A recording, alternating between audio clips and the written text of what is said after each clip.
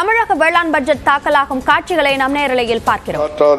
எழுவாரை எல்லாம் பொறுத்து பல்வேறு தொழில் புரிகின்ற மக்களின் பசி போக்கிடும் தொழிலாக உழவு தொழில் இருப்பதால் அதுவே உலகத்தாரை தாங்கி நிற்கும் அச்சாணி எனப்படும்.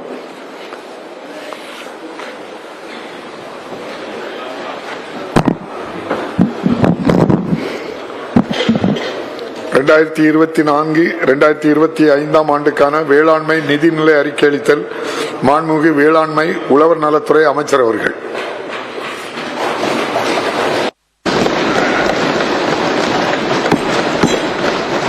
மாண்புமிகு பேரவைத் தலைவர் அவர்களே,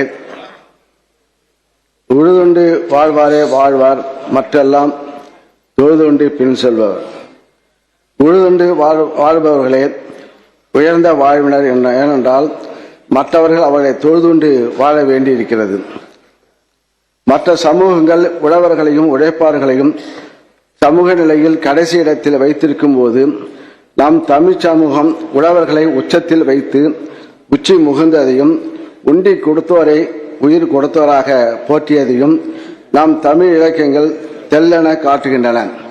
இதனை ஒட்டியே இந்த அரசும் உழவர்களை உச்சத்தில் வைத்து வேளாண்மைக்கென தனி நிதிநிலை அறிக்கையினை தயார் செய்து சிறப்பான திட்டங்களை செயல்படுத்தி வருகிறது.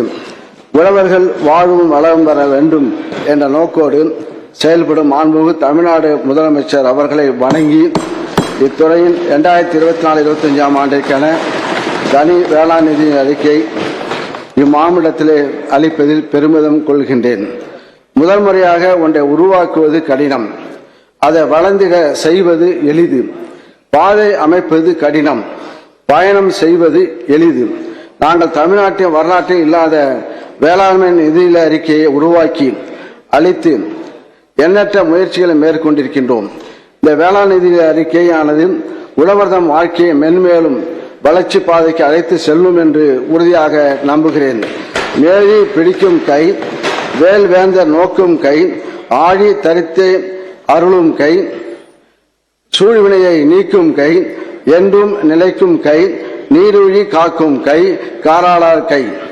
ஏறு பிடித்து உழவு செய்யும் உழவரின் கைகளே மக்களின் பசிப்பிணியை போக்கி நீரூழி வாழ வைக்கும் கைகள் என்று கம்பர் உழவு தொழிலை மிகவும் உயர்த்தி திருக்கை வழக்கம் என்ற நூலில் சிறப்பிக்கிறார்.